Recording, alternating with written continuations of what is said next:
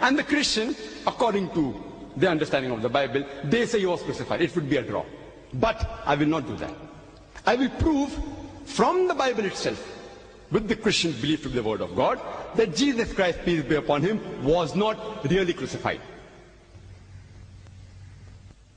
Let me first clarify that we Muslims, we do not consider the Bible to be the word of God. The Bible may contain certain portions which we may consider it to be the word of God. It contains the word of the prophets, the word of the historians. It also contains absurdity, obscene statements, which if someone even pays me 1,000 rupees now, I will not be able to read from the Bible. Such obscene verses, obscene chapters. It also contains contradictions.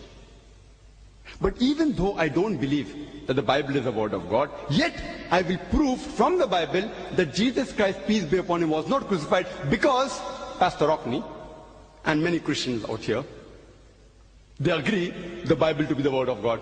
So I'll prove from their evidence. Because the Quran says in Surah Baqarah, chapter number 2, verse number 111, وَقَالُوا لَا يَدْخُلُ الْجَنَّةَ إِلَّا مَنْ كَانَ. They say, the Jews and Christian, you Muslims, you shall never enter Jannah. With all your piety, with all your righteousness, as Pastor said. With all the good deeds, you shall not get salvation. That's what the Pastor said in this talk. It's useless. With all your zakat, with the hajj, with the salah, with the mark on your forehead, you shall never enter Jannah. Unless you be a Jew or a Christian. وَقَالُوا لَا يَدْخُلُ الْجَنَّةَ إِلَّا مَنْ كَانَ هُودًا أَوْ نَصَارَى. Unless you are a Jew or a Christian. Allah says, تِلْكَ أَمَانِيُّهُمْ. This is the wishful thinking. Bakhwas bakhwas, vain desires. Cool, tell them, هَاتُوا بُرْهَانَكُمْ. Produce your proof, in kuntum sadiqin, but if you're truthful. Allah says, ask them to produce their proof. If I tell from the Quran that Jesus was not crucified, the Christians, they don't agree the Quran to be the word of God. So we have to ask them, قُلْ هَاتُوا بُرْهَانَكُمْ. Produce your proof, in kuntum sadiqin, but if you're truthful. And the Christians, they have produced the proof, the Bible, as the Burhan. The Christian says, my Bible says this, my Bible says that. My Bible says this, my Bible says that. Let's analyze what does the Bible say. And they've produced this Bible in no less than 2,000 different languages of the world. So let's analyze from the Bible whether Christ was really crucified. And while doing so, whatever conclusion I draw from the Bible need not necessarily be the Islamic viewpoint. Let me remind you that. The conclusion drawn from the Bible need not necessarily be the Islamic viewpoint. The Islamic viewpoint, I have made it very clear, according to Surah Nisa, chapter 4, verse 157, وَمَا قَتَلُوهُ وَمَا صَلَبُوهُ. They killed him not, neither did they crucify him. It's clear cut. The topic, was Christ really crucified? What is the meaning of the English word crucified? According to the Oxford Dictionary, crucify means to put to death by fastening onto the cross. According to the Webster Dictionary, crucify means to put to death by nailing or binding to the cross. In short, for a person to be crucified, he should die on the cross. If he does not die, he is not crucified. What is the meaning of the word resurrection? Resurrection, according to the Oxford Dictionary, means the act or instance of rising from the dead.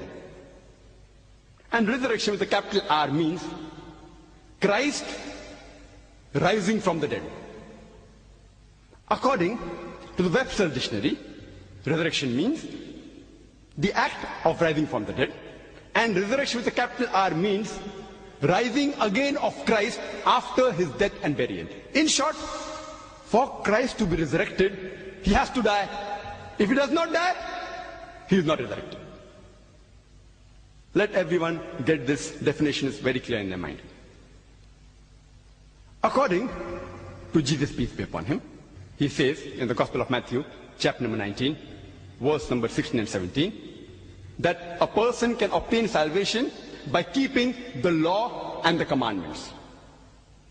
But according to St. Paul, he nails the laws and the commandments to the cross. Cross, cross, cross, as you heard Pastor sing, cross, cross. He nails the law and the commandment to the cross, as he says in Colossians chapter number 2, verse number 14.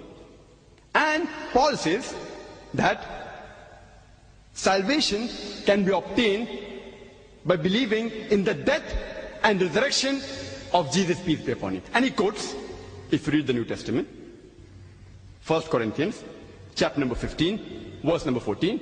I give the reference so that people realize I'm not pulling a fast one. I prefer giving references. Otherwise, if I say Bible says this, New Testament says this, in this encyclopedia of more than 1,000 pages, where will you find? To make it easy, I give references. According to St. Paul, 1 Corinthians chapter number 15, verse number 14. And if Christ has not risen from the dead, our preaching is in vain and your faith is in vain. As the pastor said, that all your good deeds, all your charity, without believing in Christ died for the sin, it is useless. And the Christian missionaries, the reference they didn't give, quoting from Isaiah, chapter number 64, verse number 6, that all our righteousness, all our good deeds are like filthy rags.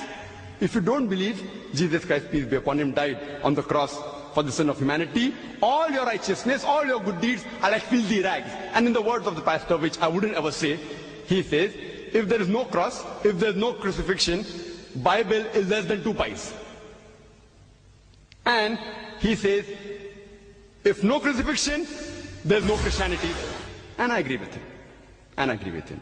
And the pastor said that he came to India and he spent more than 2 decades here. And only when he came to India, he really realized the message of Christianity. Previously he was only a Christian, but he became a practicing Christian from the Muslims here. I would like to remind him that I have only met one Arab Christian before in my life, before meeting Pastor. One Arab Christian I met in Jeddah from Syria. And after he attended my talk, Alhamdulillah, by Allah's grace, he accepted Islam. This is the second time in my life that personally I'm meeting an Arab Christian. And inshallah, with Allah's help, and I pray to Allah subhanahu wa ta'ala to give him hidayah, that since he got the teachings of Christianity from the Indians, he will come back to the original faith, which is Islam, which every human being is born in. Inshallah, after this talk, after having discussion, inshallah, I pray that he comes back to the original faith, inshallah, realizing that there is no crucifixion, no cross, no Christianity. Which inshallah I will do in the course of my time. Let's see what St. Paul has to say regarding resurrection. St. Paul, he comments on resurrected bodies. In the same chapter where he says if Christ hasn't risen, our faith is in vain, our preaching is in vain. Same chapter, 1 Corinthians chapter 15, towards the end of the chapter. St. Paul says in 1 Corinthians chapter 15, verse 42 to 44, he says that so also is the resurrection of the dead. It is sown in corruption, it is raised in incorruption. It is sown in dishonor, it is raised in glory. It is sown in weakness, it is raised in power. It is sown a natural body, it is raised a spiritual body. There's a natural body and there's a spiritual body. According to St. Paul, the resurrected bodies are spiritualized. They are spiritualized. Same is said by his Lord and Master, Jesus peace be upon him, in the Gospel of Luke, chapter number 20, verse number 27 to 36. If you remember the story of a woman who had 7 husbands, and the Jews come with a poser to Jesus peace be upon him. And it's a Jewish practice that if a man marries a woman, and if he dies without leaving any children, the second brother marries the wife of the deceased brother, so that he can give her his seed. If the second brother dies without leaving any children, the third brother marries, so on and so forth. So here they come with a poser that this woman married 7 brothers one after the other. And all of them had her here. Means they had her as a wife here, one after the other. But there was no problem. Why? Since each one of them had turn by turn. So there was no problem. And later on, even she dies. But they pose the question to Jesus, peace be upon him, that in resurrection, who will have her there? Indicating during resurrection, all the 7 brothers will be raised simultaneously, along with the woman who will have her there. So Jesus, peace be upon him, says in the Gospel of Luke, chapter number 20, verse 35 and 36, that resurrected bodies, they do not marry. Neither do they give in marriage. Verse 36 says that neither shall they die anymore.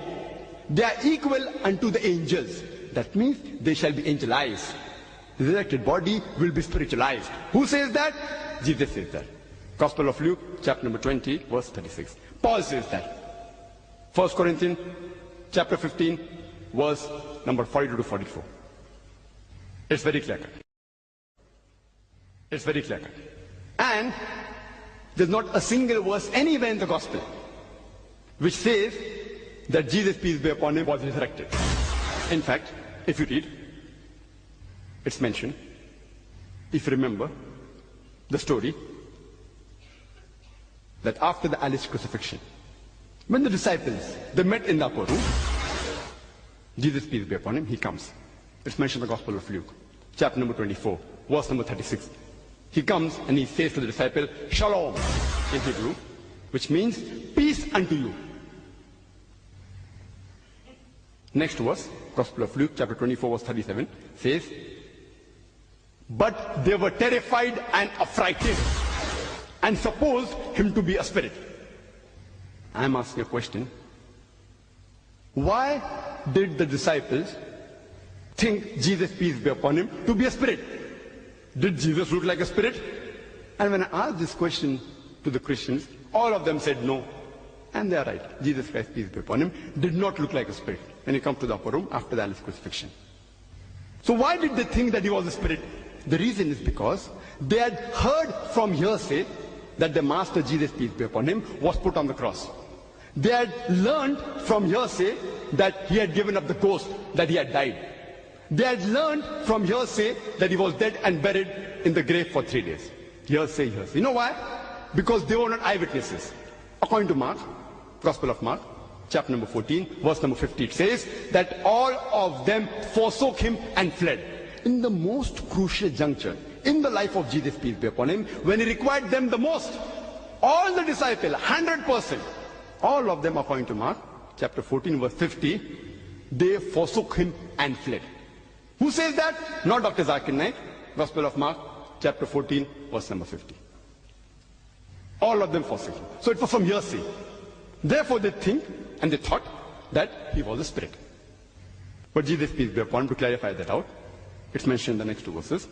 In the Gospel of Luke, chapter number 24, verse number 39 and 40, Jesus, peace be upon him, says that, behold my hands and feet. It is I myself. Handle me and see, for a spirit has no flesh and bone, as you see me have.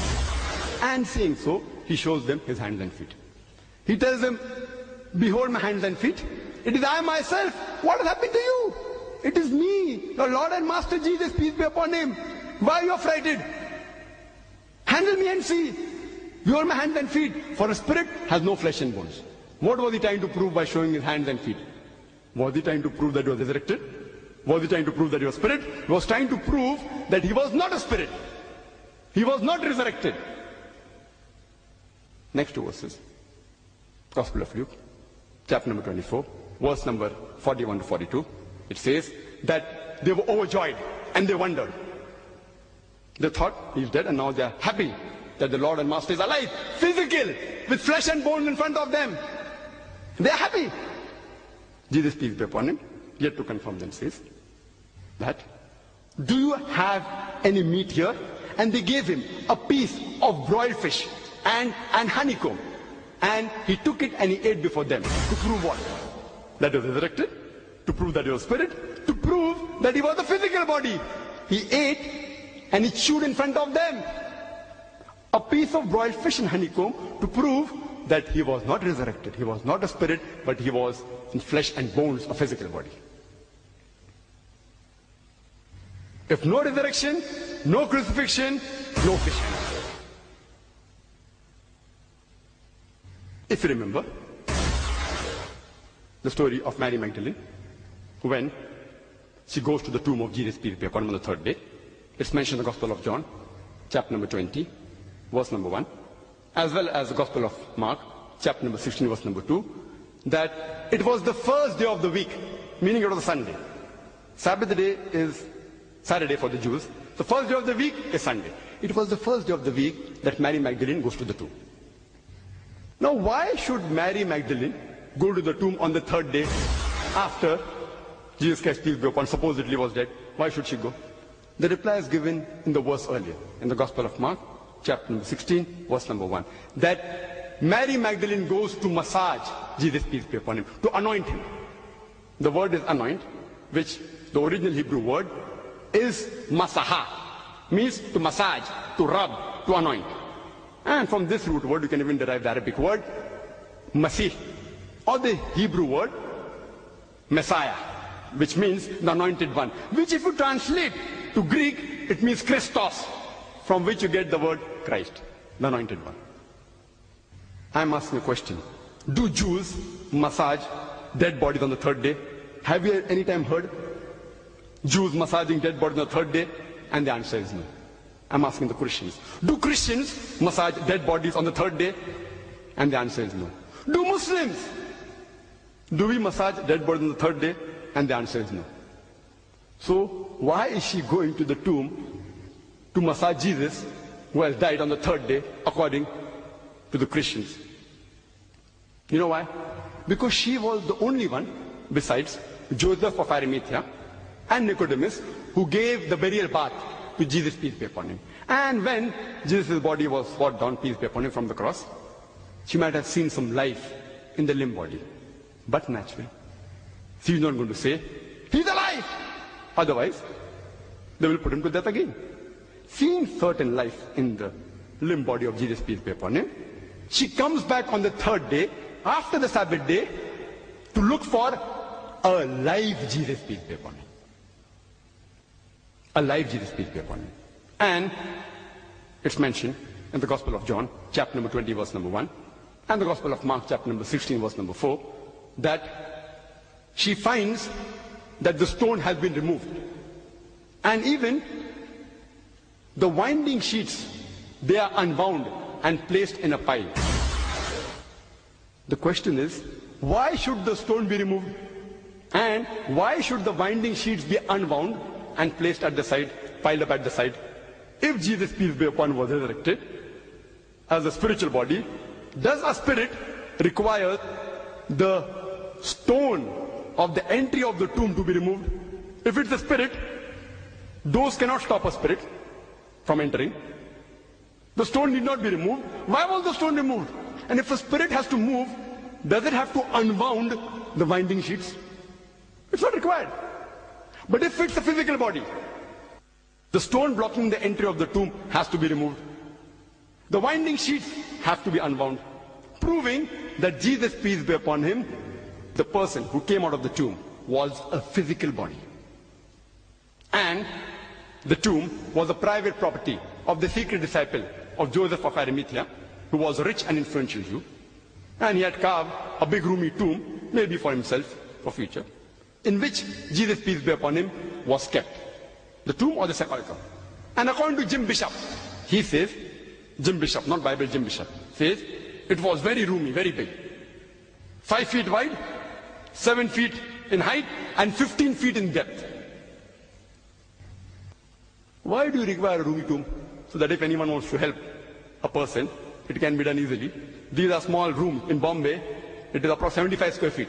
75 square feet flat is big in Bombay. We find 5-6 people living in that room. In Bombay, one of the most expensive places in the world. 75 square feet, you find 4-5 people living in it. So roomy enough if they want to help the person.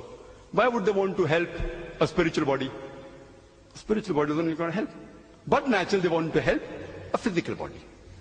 Further, if you read in the Gospel of John, chapter number 20, verse number 15, Jesus, he sees that Mary Magdalene, from the earth, from terra firma, not from the heaven, he sees her and she's weeping. And he comes to her and asks, "Woman, why weepest thou? Whom seekest thou?" Knowing very well what is the reason, but yet asking her. She says, and supposed him to be a gardener, she asks him, where have you taken him and laid him so that I may take him away? I'm asking a question. Why did Mary Magdalene suppose Jesus to be, peace be upon him, a gardener? I'm asking a question. Do resurrected bodies look like gardeners?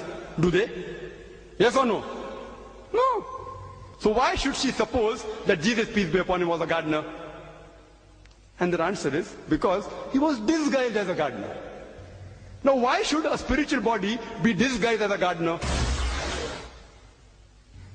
Jesus Christ was disguised as a gardener, peace be upon him, because he was afraid of the Jews. A spiritual body need not be afraid of the Jews. Why? Because according to Hebrew, chapter number 9, verse 27, a man dies only once. And after that is the day of judgment. Jesus, peace be upon him, said in the Gospel of Luke, chapter number 20, verse number 36, neither shall you die anymore. Because if you're spiritualized, you don't have to be afraid of anyone. No one can harm you. You cannot die a second time. If he's spiritualized, why should he be disguised? Why should he be afraid? Why should he be in hiding? Why should he run away from the Jews? Proving that he was not a spiritual body, but he was alive. And he says to Mary, Mary, the one word is sufficient for Mary to recognize her Lord and Master. You know, because everyone has a particular style of calling the beloved one. And the tone, in the style which you call the beloved one is sufficient to recognize who is the person. She immediately recognizes that it is Jesus, peace be upon him. And she rushes forward toward him. Gospel of John, chapter number 20, verse 15, 16, 17. Jesus, peace be upon him, says, touch me not. Why? Why touch me not? Easy. A bundle of electricity, that if someone touches him, the person will be electrocuted. Easy. A bundle of dynamite, that if someone touches, they will blow up. Why does he say, touch me not? Because he was a physical body. Imagine the ordeal, the pain, the physical pain, the emotional pressure that he had going through all that so-called, supposedly put on the cross, all that pain and torture. It will hurt a physical body. He says, touch me not. And then continues and says, in Gospel of John chapter 20, verse number 17, I have not yet ascended unto my Father. Meaning what? That he has not yet been dead. Jesus Christ, peace be upon him, unequivocally says that he has not yet been resurrected, proving that he was alive. Later on it's mentioned in the Gospel of Mark, chapter number 16, verse number 11, that the disciples, they had heard that Jesus, peace be upon him, was alive. From her, Mary Magdalene, but they believed not. You know, the Jews, they had a habit of posing questions, troubling the messengers. The Quran says that, the Bible says that, they posed questions to Moses, peace be upon him, they troubled him, and they harassed him, same they did with Jesus, peace be upon him. Further, it's mentioned in the Gospel of Matthew, chapter number 12, verse number 38. The Jews come up to Jesus, peace be upon him, and say, Master, Rabbi, meaning, O Lord, why don't you give us a sign? Sign meaning a miracle. Miracle.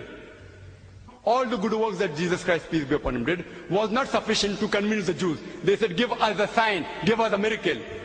Maybe like flying in the air, like walking on the water, like walking on burning charcoal. They wanted some miracle. Sign here doesn't mean a sign on a lamppost. Like you have signs on the roads. It's not that sign. It particularly means a miracle. And if you read the New International Version, it says a miraculous sign. What is the reply Jesus, peace be upon him, gives? What is the reply he gives? In the next verse, Gospel of Matthew, chapter number 12, verse number 39 and 40, he says, you evil and adulterous generation, seek it thee after a sign? You seek for a miracle? No sign shall be given to you but the sign of Jonah. For as Jonah was 3 days and 3 nights in the belly of the whale, so shall the Son of Man be 3 days and 3 nights in the heart of the earth. Jesus, peace be upon him, doesn't say that, see, go and meet Bartimaeus, the blind person who I gave sight. Why don't you ask the woman with issues, who only on touching me she was healed?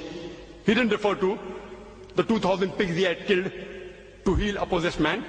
He doesn't say that the 5,000 and the 3,000 people he fed with a broiled fish and with bread. He says, no sign shall be given to you but the sign of Jonah. Jesus, peace be upon him, is putting all his eggs in one basket. The sign of Jonah. And for a person to know the sign of Jonah, he doesn't have to be a scholar of the Bible. He doesn't have to be a doctor of divinity, because it is taught in Sunday school. And in most countries, including India, irrespective whether you're a Christian or a Muslim or a Hindu, somewhere or the other it is taught, either in comics or in moral science lessons, the sign of Jonah or Jonah and the whale. They know. But if you want to know the sign of Jonah actually, in the Bible, in this big book, the sign of Jonah is less than 2 pages, less than 1.5 pages. I had the Xerox copy done from the same Bible to make it easy. Less than 1.5 side. Less than 1.5 side. Only 4 chapters. And to find one page in encyclopedia of more than 1,000 pages is difficult. But everyone knows the outline of the story. That Almighty God, He asks His messenger, Jonah, peace be upon him, to go and deliver the message to the Ninevites, to go to Nineveh. But He says, these Ninevites, they are so sinful, what will they listen to the message? He thinks that they will make fun of me. It will be a waste of time. So he goes to Joppa, and from there he's setting sail to Tarshish. Now while he's at sea, there's a huge storm. And it was the superstition of the Marines of that time that if there's a storm at sea, it is because someone has disobeyed the master. And they had their own ways in trying to find who was the person responsible. They had the system of casting of lots. And when they cast lots, it comes to the turn of Jonah, peace be upon him. And Jonah, being a messenger of Almighty God, he agrees and he says that, see, I am the person responsible. I was told by my master, Lord, to go to Nineveh, but from Joppa I am setting sail to Tarshish, running away. I am at fault. You take me and throw me overboard. But they say, this person, such a pious person, why should simply he be killed? So they try and stir the ship, but yet they are not successful. The storm is yet there. So he says that, why don't you throw me overboard? And finally they agree, and they throw him overboard. When they throw him overboard, the storm subsides. Maybe it was a coincidence. Later on, a big fish, a whale comes and swallows Jonah, peace be upon him. Jonah prays to Almighty God from the belly of the whale.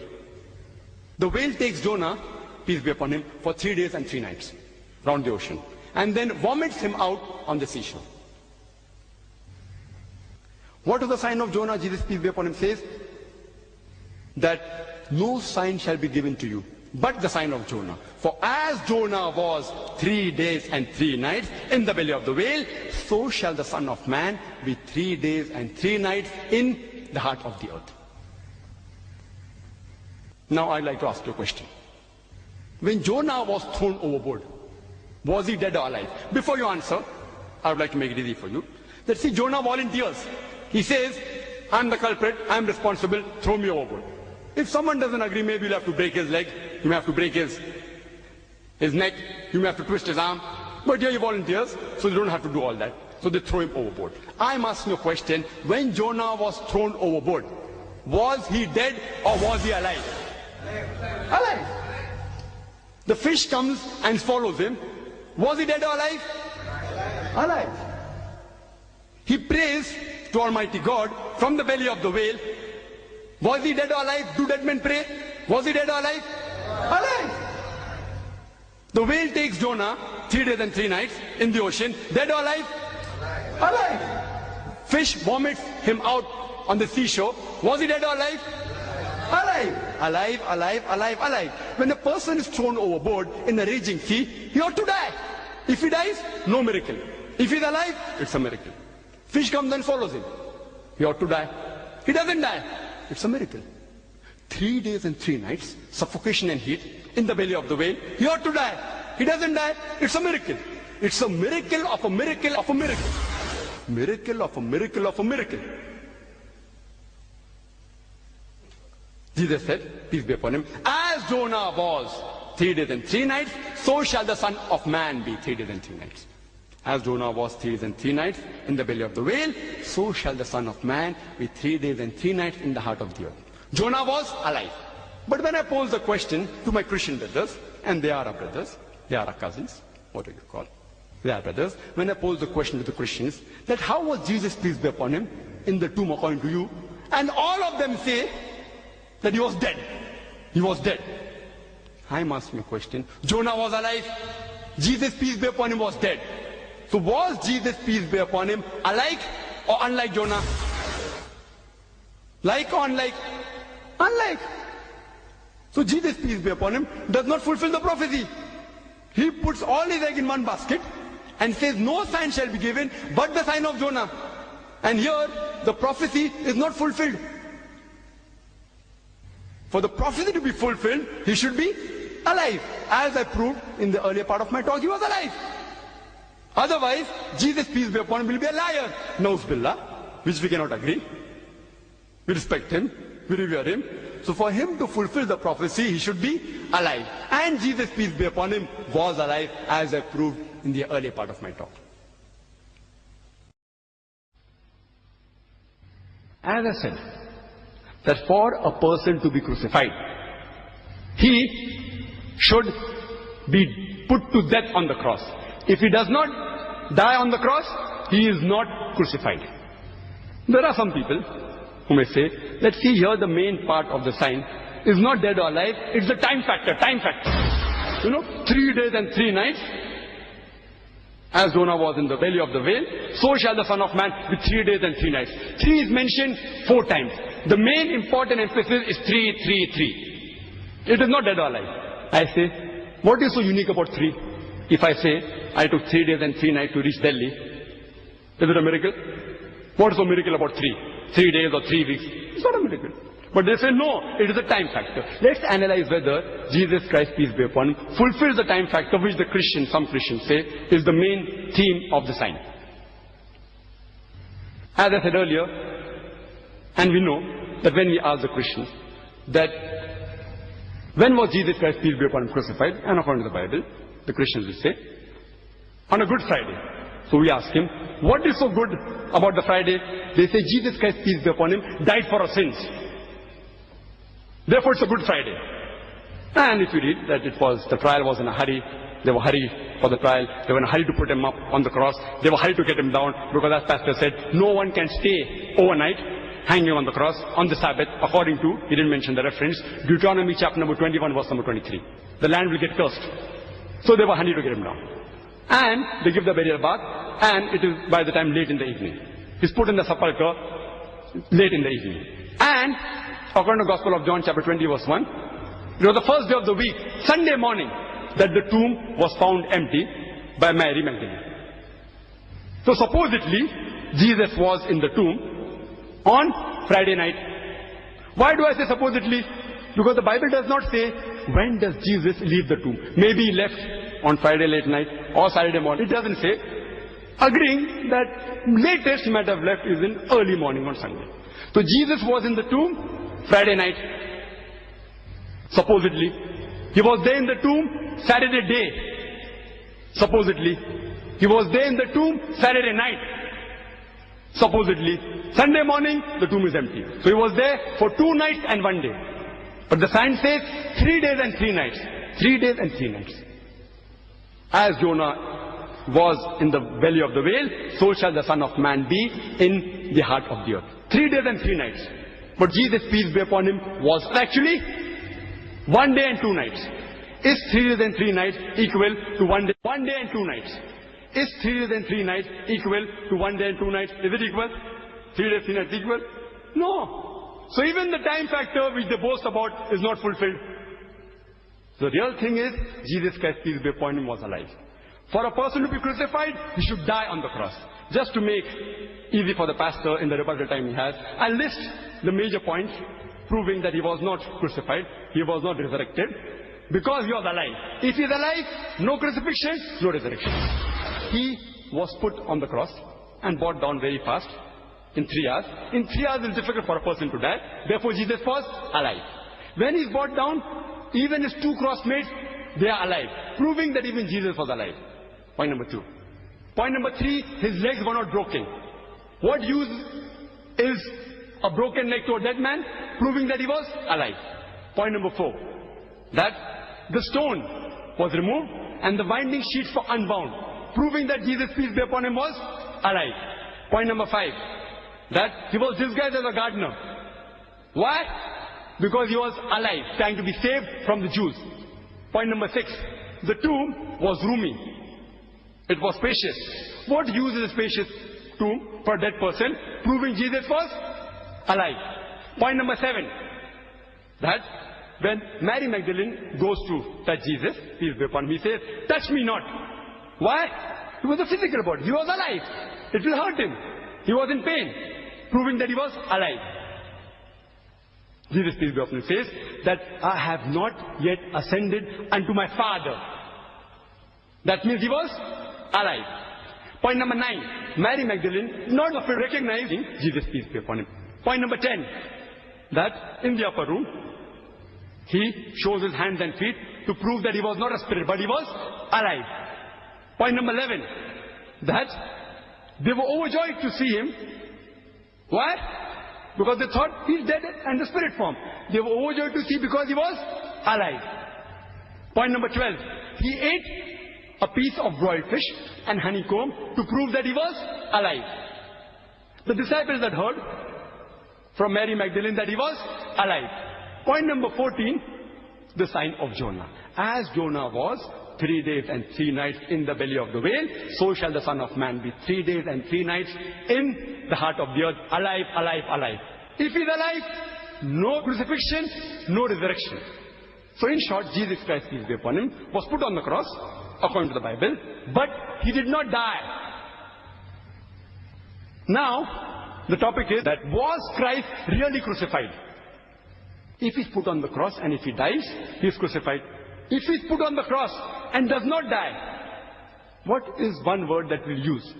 See, English language is deficient. If you look up in the dictionary for a word, for a person who's put on the cross but does not die, you will not find any word. So we have to coin new word. The best word that we can coin is that Jesus Christ, peace be upon him, was not crucified, but he was crucifixed. It is not crucifixion, C-R-U-C-I-F-I-X-I-O-N, but it is crucifixion, C-R-U-C-I-F-I-C-T-I-O-N. It's a fiction. We have to coin a new word. So Jesus Christ, peace be upon him, was not crucifixed, he was crucifixed. So I hope this ends the friction, and the pastor will agree, and the confusion will be removed from his mind, that Jesus Christ, peace be upon him, was not crucified. There is no crucifixion, F-I-X-7, but crucifixion, F-I-C-T-I-O-N. I'd like to end my talk by giving the quotation of the glorious Quran from Surah Al-Imran, chapter number 3, verse number 54, which says, وَمَكَرُوا وَمَكَرَ اللَّهُ وَاللَّهُ خَيْرُ الْمَاكِرِينَ. They planned and plotted. Allah too planned. Allah is the best of